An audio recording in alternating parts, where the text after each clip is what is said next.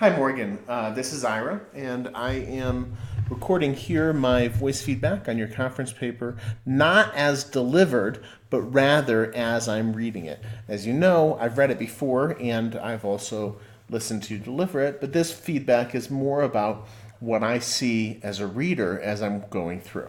So, some of this is stuff that we've discussed before, but I'm going to just go through it again because what I'm really looking for here is what kinds of questions I can ask you that might be helpful as you move from conference paper towards article. I'm also hoping that I can speak to a couple things that I think you should do no matter what.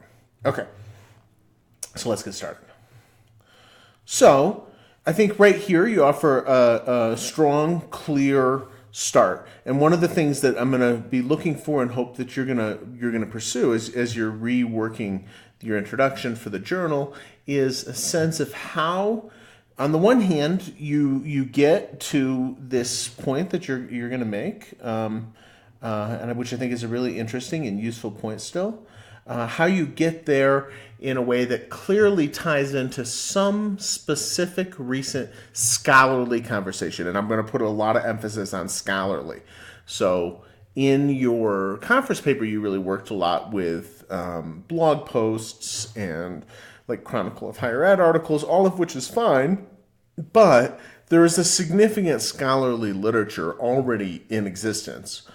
Some of it's in Computers and Writing, some of it's in Technoret, some of it's in the journal Kairos, some of it's in the journal Present Tense. So anyways, there's a lot of different journals in composition studies. Some of it's in College English or 3Cs. There's a big, long, ongoing conversation in rhetoric and composition about social media use in the classroom and ways in which Twitter can be useful and interesting. I think there's much less conversation about that in communication studies, but there absolutely is some. You might look in the Journal of Critical and Cultural Communication. You might look in the Journal Communication Studies. You might look in the Journal of Communication. You should certainly look in Rhetoric and Public Affairs. And you should look in the Quarterly Journal of Speech.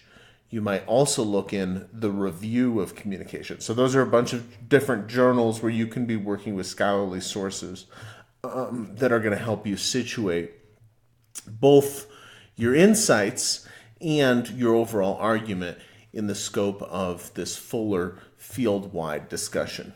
It might also be helpful, since you're talking about a tie between English studies and communication studies, to get pretty early on in the article into the Mount Oread Manifesto and how that's been received by other people and how your work here builds on that reception, that recent reception, and extends some aspect of it. So now at the level of sentence stuff, I'm going to encourage you to move away from so-and-so states. That kind of it's an introduction verb that makes whoever you're introducing automatically into an authority. So-and-so states, and we care because they're an authority.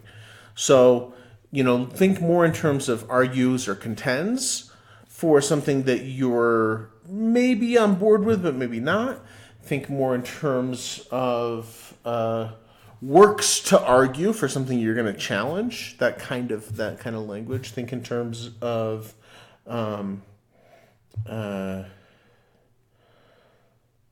claims for something that you're actually strongly opposed to and you're going to argue against. So anyways, you think of these moments as moments where you're actually not just introducing a quote, but you're situating that quote in the context of your own attitude towards it. In other words, your own work over and above what that person's saying. And that's the case for all of the different things. I'd also avoid like scholar X. In some cases, it may be useful to say communication scholar or composition scholar. So like you're making a specific connection between composition or rhetoric and composition, English studies, and communication studies. And that's totally legit. But otherwise, the general assumption in a journal article is, of course, the people that you're engaging with are scholars. That's the whole point. You're, joining a scholarly conversation. And so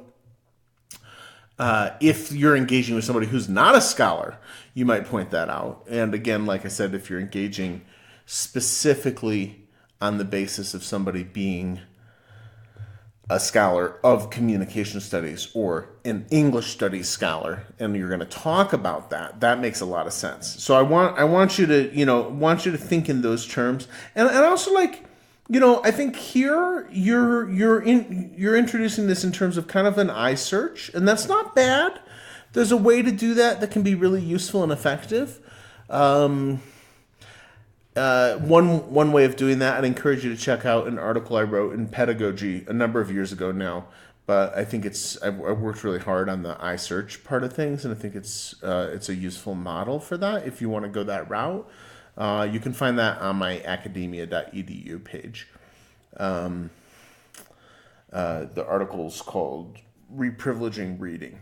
So anyway, so that might be somewhere you could look to as one instance among many of a way to do the iSearch.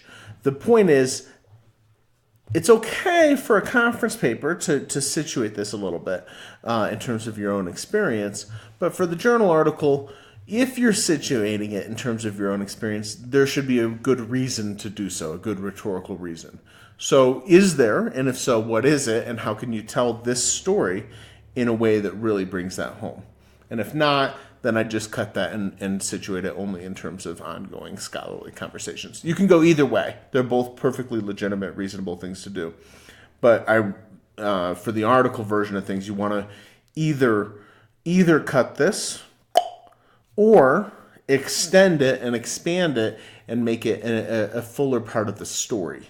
And if you're doing that, then, like I said, I'd check out that article of mine because I think it offers a good model for how to do that.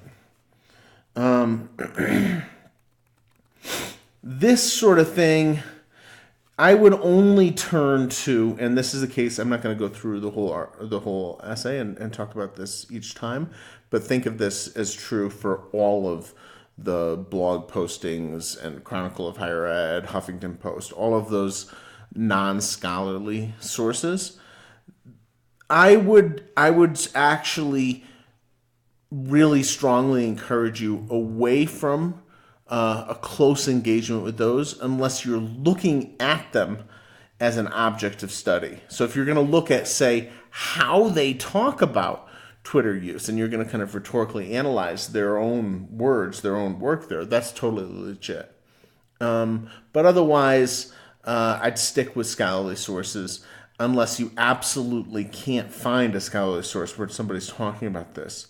So, in other words, here is where the big shift for you is going to come, in my view, between the conference paper and the article. The shift should be in moving from a piece that's primarily exploratory to a piece that is working to make the connection very clear. And I want you to always be coming back to this question of how can Twitter use in the classroom connect public speaking and public writing? And to do that, you're going to need a little more theoretical discussion and talking with, scholars, written scholarship in the field. In what way is Twitter use public speaking? In what way is Twitter use public writing? Right? So this is I'd skip the Esquire, cut that sort of thing. But so here's somebody who's writing as a communication studies person. How is the way that Lorenz is talking about Twitter use help us understand something about the way that communication studies approaches it as public speaking? And then you want to look at somebody in English studies. Again, I really strongly encourage you to focus primarily on scholarly essays. If you can't find any for the communication studies side, or only a couple, that's fine to use this sort of thing. But that should be your last resort, not your first. And I know for the English studies side, there's plenty. Anyways, so the question then is, but regardless of whether it's this source or some other source in communication studies, the question is, what about this way of thinking about Twitter is public speaking? And then you'll look at sources in English studies and say, well, how do they approach it as public writing? And then how are those two things connected, actually? And then how do the connections between those two things cash out in the specific classroom prescriptions you want to offer? So really what we're trying to do is, for the article, we're trying to establish, okay, so what makes this public speaking from the communication studies perspective? What makes this Twitter public writing from the English studies perspective? So those are really different things. But also, you want to say, and I think this is right and smart, also they're kind of the same thing, or they're kind of a similar thing, or you can tell a story that helps us see how they're the same thing, or how the two valences can both be explored in the same classroom space, which is, I think, a really strong way of doing that. So what you should hear me saying here is that you want to, and I would look at Nicole Funenstyle's work, her scholarship, and not just her blog post. But what you should hear me saying is, your job in the article is to move from the kind of exploratory story where you're just kind of trying to figure a little bit of this out for yourself, to telling a more cohesive story that clarifies what it means to look at Twitter use in the classroom as practice in public speaking versus what it means to look at Twitter use in the classroom as practice in public writing, and then how you tie those things together. What would it look like to treat Twitter use in the classroom as a way to navigate the relationship between public speaking and public writing in a digital age? Are those things any longer in life outside of the classroom as meaningfully distinct as they used to be?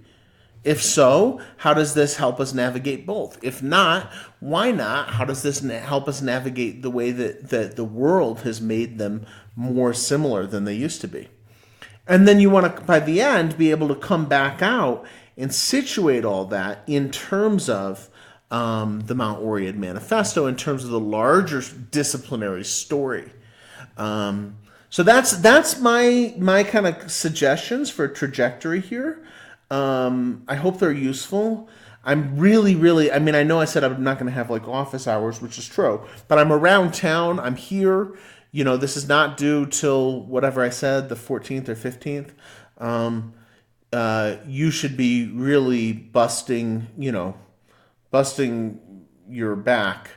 Well, don't bust your back. You know what I mean. You should be really working hard to move this right now into a deeper, fuller, scholarly register. And I think the practice of doing that right now is something you're going to find really, really useful in other classes going forward, and when you eventually come to the final project that you'll do for RWDMS. So, all of which is to say, I hope these thoughts are helpful, but more, I strongly encourage you, send me an email. Come see me. Make an appointment. I'm not going to be just like around the office at all. I'm going to be totally elsewhere. But I'm very, very, very happy to come in and meet with you and talk about how exactly you're doing this process of moving from conference article exploratory idea to conference paper exploratory idea to journal article contribution to the scholarly discussion. So I just wanted to, kind of reiterate what I said in class, which is I'd love to talk with you about this in person once you've done some more of the work on it. You've got plenty of time to make that appointment, but do give me a little bit of lead time, a day or two, so I can make sure to be on campus. All right. Happy writing, and I look forward to reading you soon.